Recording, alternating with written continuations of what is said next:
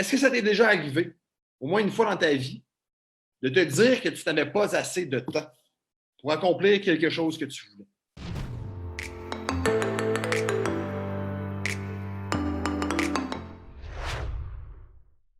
Et nécessairement, si à l'instant même, la réponse, c'est oui, Caleb, ça m'est déjà arrivé de me dire, j'ai pas assez de temps pour faire X, pour faire Y, pour faire Z.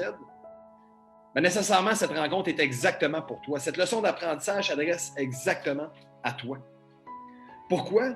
Parce qu'en tant que kinésiologue, puis ultimement spécialiste du conditionnement physique pour des pères de famille québécois, la réponse, ou l'excuse, je devrais dire, la plus fréquemment entendue est « je n'ai pas le temps ». Et à chaque fois que j'entends ça, ben, je saigne un peu des yeux, je saigne un peu des oreilles, puis ça me fâche. Ça me fâche, mais je ne peux pas me fâcher trop longtemps parce que je commence à réaliser que même moi, en tant que non-père de famille, il me manque de temps. Ça m'arrive souvent, à la fin d'une semaine, de me dire « j'aurais donc voulu accomplir telle et telle chose ». Malheureusement, la première excuse qui vient à ma tête, c'est « j'ai pas eu le temps de le faire ». Mais quand je me remets à l'ordre moi-même, je me dis c'est pas vrai. C'est pas que j'avais pas le temps, c'est juste que j'ai pas pris le temps. C'est pas que j'ai mal géré mon temps, mais c'est que je l'ai mal contrôlé. Puis aujourd'hui, c'est le sujet du jour. Je veux te parler nécessairement de la différence entre gérer son temps et le contrôler. Parce qu'il y a une différence notable, OK, que tu dois comprendre si tu aspires à être capable de trouver plus de temps ou d'en faire un peu plus pour toi-même. Parce que si tu n'es pas capable de créer du temps, OK, tu ne vas pas en trouver. C'est la réalité des choses. Pourquoi? Parce qu'on a tous 168 heures en une semaine. Personne n'a plus de temps qu'un autre. Tout le monde a 168 heures en une semaine. C'est pas d'en trouver plus. C'est nécessairement de l'utiliser correctement. Parce que tu ne vas pas en avoir plus que ça. Puis on entend souvent des personnes, j'ai mal géré mon temps. Ou même des personnes qui essaient de nous aider en nous disant « Hey, tu devrais mieux gérer ton temps. » Mais qu'est-ce que c'est gérer son temps? Gérer son temps, là, c'est d'être une personne nécessairement qui est très réactif. Comment est-ce qu'il peut être réactif? C'est qu'il va attendre le vendredi pour regarder son temps et se dire « Hey, il faut que je fasse tout ce que j'ai à faire aujourd'hui. » C'est une personne qui va arriver à la fin de la semaine ou à la fin d'une journée, il va dire « Il me reste seulement une demi-heure, 45 minutes, 2 heures pour faire tout ce que j'ai à faire. » C'est également la personne qui va arriver un jeudi, lorsqu'il n'y a pas encore complété l'entraînement de la semaine, qui lui reste seulement 4 jours dans cette semaine-là, qui va dire « Écoute, j'ai 4 entraînements à faire, on est jeudi, donc il faut que j'aille au gym jeudi, vendredi, samedi, dimanche. » De l'autre côté, une personne qui contrôle son temps est une personne qui va être proactive. Une personne qui va arriver avant même que la semaine ait débuté, OK, et qui va commencer à contrôler son horaire, qui va commencer à littéralement établir certaines priorités dans son horaire pour qu'il puisse être capable de faire ce qu'il veut faire, dépendamment bien sûr de ses priorités. OK? Donc, c'est une personne qui est proactive, qui va prioriser, d'accord? Bien sûr, notre priorité n'est pas l'entraînement, n'est pas la nutrition. Je ne suis pas ici pour vous dire que ça devrait l'être. Je suis pour vous dire cependant que vous avez certaines priorités dans votre vie et si vous ne les mettez pas à la bonne place, malheureusement, ben, la vie va se charger de votre ressort, va se charger de votre temps, de votre horaire du temps, malheureusement, elle va être plus pleine que vous le vouliez. Donc, de prioriser en fait nécessairement qu'est-ce qu'on veut faire et également qu'est-ce qu'on doit faire. D'être capable de faire la différenciation entre quelque chose qu'on veut et quelque chose qu'on doit. Tu te dois de manger, tu te dois de dormir. Tu te dois de passer du temps avec ta famille. Mais si nécessairement l'entraînement, la nutrition est ta santé à toi, passe dans la catégorie veut au lieu de doit, malheureusement, jamais est-ce que tu vas être capable d'accomplir tes objectifs de cette semaine-là. Donc, ça, c'est seulement un état d'esprit qu'on doit avoir.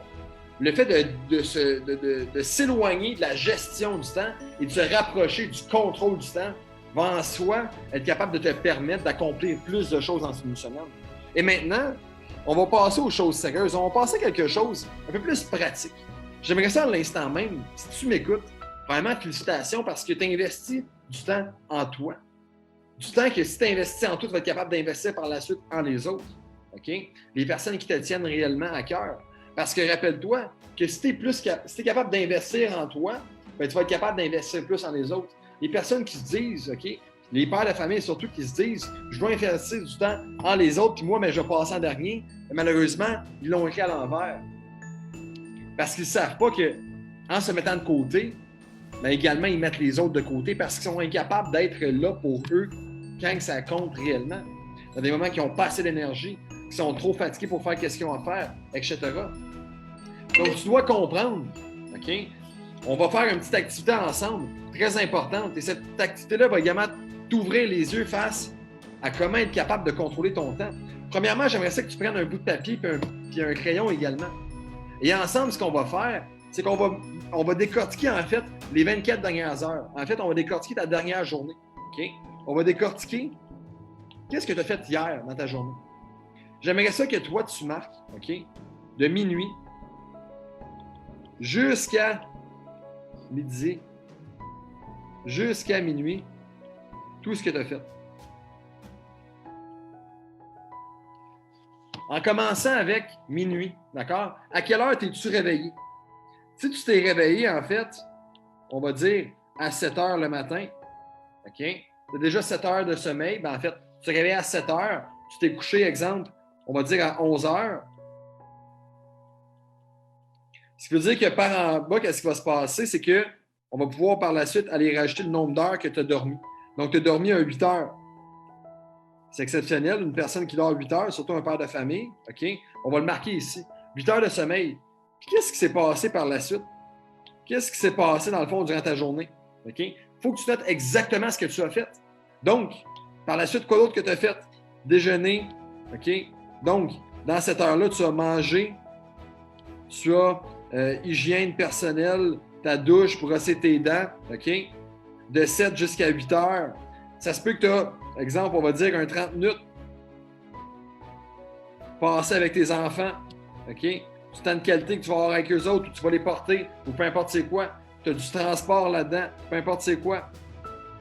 Par la suite, tu vas avoir ta job, ton travail. Combien d'heures as-tu travaillé? On va dire de 9 heures. Ça, c'est seulement, dans le fond, des exemples concrets. De 9 heures à 17 heures. OK? Mais toi, ta journée, à quoi qu'elle ressemble? Je veux que tu en viennes à des incréments près de 15 minutes. Aux incréments près de 15 minutes, à quoi ressemble, à quoi consiste ta journée? Tu travailles nécessairement de 9 jusqu'à 5, donc ça va encore un 8 heures. Les 8 autres heures de ta journée sont passées à faire quoi? Dans ton transport. 1 heure par jour, exemple. Je veux que tu décortiques toutes les choses que tu as faites dans ta journée. Combien de temps? Qu'est-ce que tu as fait? Est-ce que c'est du temps de qualité que tu as passé? Ça, c'est par rapport à la réalité. D'accord? Hier, ta réalité. Tu dois comprendre ce que tu as fait. Et une fois que tu as fait ça, une fois que tu as déterminé exactement le nombre de temps que tu as passé, que tu as fait dans ta réalité à toi, maintenant, parlons de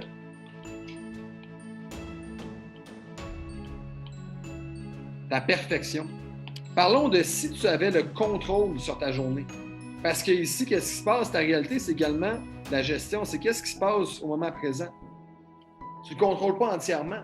Mais maintenant, soyons proactifs. Contrôlons ton demain, la semaine prochaine, dans un mois. Une journée idéale, d'accord? Pas une journée typique, pas ta réalité du moment présent. Ta journée idéale. À quoi est-ce qu'elle ressemble? Si tu ne sais pas à quoi est-ce qu'elle ressemble, ça va être difficile pour toi de déterminer quelles actions est-ce que tu vas devoir prendre pour y arriver. Donc, je veux à l'instant même, une fois que tu as marqué exactement ce que tu dois faire, ce que tu fais présentement dans une journée, que tu marques à quoi doit ressembler ta journée idéale en termes de sommeil, de travail, de transport, manger. D'accord? Et là, tu peux les prioriser par rapport à tes priorités avec tes moments familiales. Et par la suite, si ta santé à toi vaut quelque chose, pèse dans la balance, bien, je veux que tu établisses combien de temps par jour est-ce que tu devrais investir en toi. Quand que je dis investir en toi, ta santé, autant physique que mentale, combien de temps es-tu prêt à investir en toi ou en moi, bien sûr, par jour? Puis là-dedans, dans cette catégorie-là, il va y avoir tout ce qui est activité physique.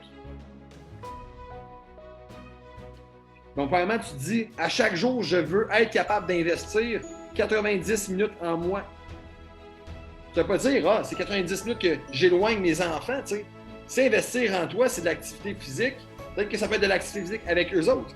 Peut-être que ça peut être la meal prep, de faire la bouffe en famille avec tes enfants, leur apprendre de saines habitudes de vie. Peut-être que ça peut être du développement personnel, la lecture.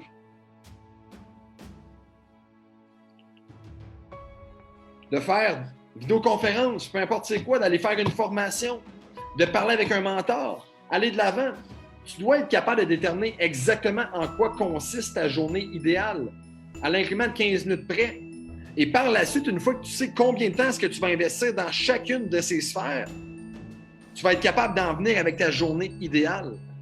Et souvent, qu'est-ce qui se passe? C'est que dans notre réalité, il y a beaucoup de temps perdu, du temps qu'on oublie, d'accord? Du temps qu'on passe assis sur le sofa, sur le téléphone cellulaire, à faire des activités qu'on croit qui sont des bonnes activités, qui sont des activités nécessairement que nos enfants aiment.